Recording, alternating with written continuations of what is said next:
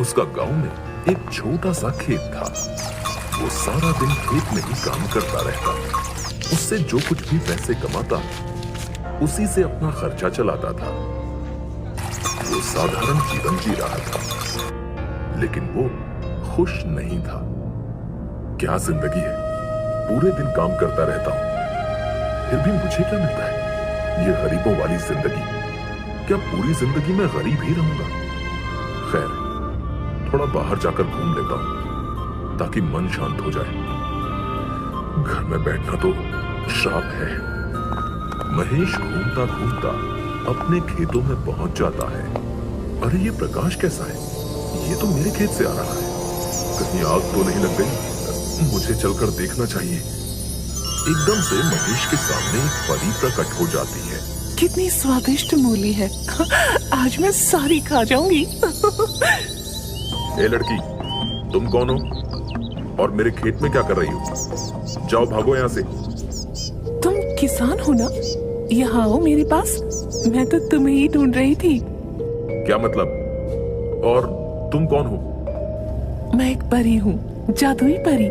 जब कुछ दिन पहले तुम खेत में हल जोत रहे थे, तुम्हारे हल ने मेरी जादुई अंगूठी को तोड़ दिया। इस तरह मैं उससे बाहर आ गई। क्या? हाँ, उस दिन से ही मैं तुम्हारे खेत में रहती हूँ। तुम मेरे दोस्त हो। तुमने मुझे उससे आजाद किया है। तो क्या तुम सच में एक जादुई परी हो? परी गायब होकर 3 छड़ियां लेकर आती है। यह मेरी 3 जादुई छड़ियां हैं। इनमें से एक का चुनाव करो। उससे क्या होगा? उस बात की चिंता तुम बिल्कुल मत करो। बस ध्यान रखना, काली वाली को मत चुनना। ठीक है, मैं सफेद वाली चुनता हूँ। बहुत अच्छी पसंद है। लो इसे पकड़ो और मेरे सिर पर 2 बार घुमाओ। क्या? जैसा कहती हूँ वैसा ही करो। ठीक है, जैसा तुम कहो। महेश परी के ऊपर छड़ी घुमाने के बाद, हाँ, अच्छा किया। अब तुम घर जाओ, तुम्हारी इच्छा पूरी हो जाएगी। ये सब सुनकर महेश अपने घर चला जाता है। अगली सुबह जब महेश की आंख खुली, अरे ये संदूक यहाँ कहाँ से आ गई?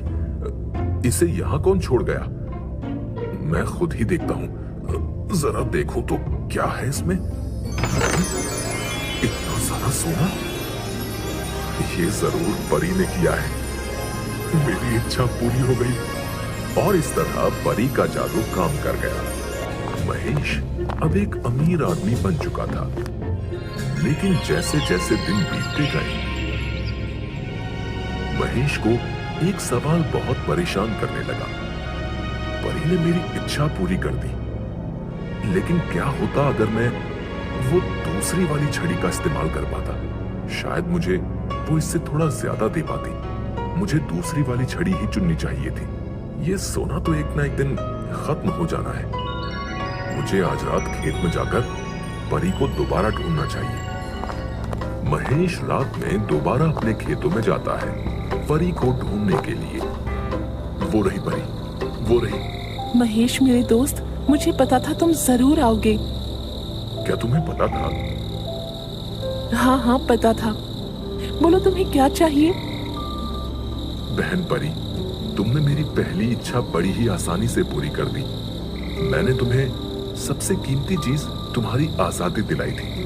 उसके बदले में तो कुछ बड़ा मिलना चाहिए। मिलेगा। बताओ तुम्हें क्या चाहिए? मुझे दोबारा छड़ी चुनने का मौका दो। ठीक है, लेकिन ध्यान रखना, काली वाली मत चुनना। मैं इस लाल छड़ी को चुनता हूँ। बहुत बढ़िया पसंद है। अब तुम जानते हो तुम्हें क्या करना है। अब तुम घर जाओ मेरे दोस्त, तुम्हारी इच्छा सुबह पूरी हो जाएगी। वैसा ही हुआ। अगली सुबह जब महेश की आंख खुली, ये तो सच हो गया। वाह वाह वाह वाह, हीरे! ये तो पिछली बार से भी बहुत बढ़िया है। मैं गांव का सबसे अमीर आदमी बन चुका हूँ, या फिर पूरे देश का। और वाकई में महेश सबसे बड़ा आदमी बन चुका था। उसका घर बड़ा बन चुका था। उसके पास सबसे बढ़िया खाना और कपड़े थे।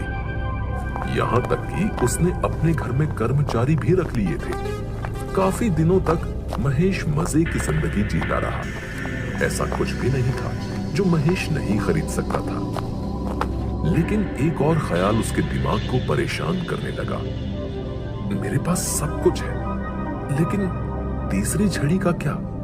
वो परी मुझे तीसरी छड़ी क्यों नहीं लेने देती? मुझे पक्का यकीन है उसमें कुछ बहुत ज्यादा ही अच्छा होगा।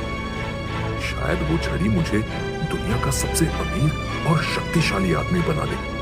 हाँ, यही बात है। ऐसे काम नहीं चलेगा। मुझे चलकर परी से छड़ी लेनी ही होगी। आज रात परी के पास जाकर मुझे वो छड़ी लेनी ही होगी। उसे भी क्यों छोड़ना? और इसलिए महेश उस रात, वो रही परी। क्या हुआ? तुम फिर से वापस आ गए? अब मेरे पास देने के लिए कुछ नहीं है। है ना वो काली वाली छड़ी? नहीं नहीं नहीं, वो मैं तुम्हें नहीं दे सकती। लेकिन मुझे वो चाहिए। तुम्हें पक्का यकीन है? अगर एक बार तुमने उसे चुना, तुम उसे वापस नहीं कर पाओगे। हाँ, मुझे पक्का यकीन है। फिर तो ठीक है। परी गायब होकर काले रंग की छड़ी लाती है। लाओ लाओ, दे दो मुझे। लेकिन इसमें उल्टा काम करना पड़ता है। बैठ जाओ। क्या? हाँ, इस छड़ी को मुझे तुम्हारे सिर पर घुमाना होगा। अब जो भी हो, घुमाओ मेरे सिर पर। मैं अपनी इच्छा को कल सुबह पूरी होते हुए देखना चाहता हूँ। परी ने महेश के सिर पर छड़ी को घुमा दिया। लो, हो गया। अब तुम घर जाओ और सो जाओ। कल तक तुम्हारी इच्छा पूरी हो जाएगी। अब मैं और इंतजार नहीं कर सकता। और मैं भी तुम्हें अब अलविदा कहती हूँ। अब यहाँ रहने के लिए मेरे पास और कोई कारण नहीं बचा है। ठीक है, अलविदा। महेश भागता हुआ घर जाता है और सोने की कोशिश करता है। उस रात वो थोड़ा बेचैन भी रहता है। उसके दिमाग में तरह तरह के सुंदर सुंदर ख्याल दौड़ रहे थे। अगली सुबह जब महेश की आंख खुली, हे भगवान, हे भगवान, कहाँ है वो? कहाँ है वो? ये रहा। मुझसे और इंतजार नहीं होता। महेश भागकर संदूक की तरफ जाता है। उसमें से बदबू आ रही होती है। हे भगवान, ये क्या है? इतनी गंदी बदबू कैसी है? हो ना हो इस संदूक में तो सिर्फ कचरा भरा हुआ है।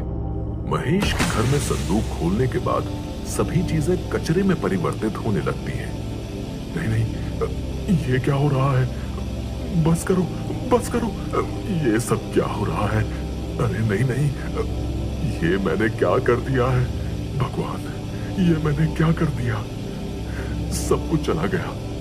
मैं लुट गया। अरे मेरे लालच के कारण मैं बर्बाद हो गया। महेश फूट फूट कर रोने लगता है और इस तरह महेश एक बार फिर से गरीब हो जाता है। लेकिन उसको बहुत जरूरी सबक मिला। लालच बुरी बला है।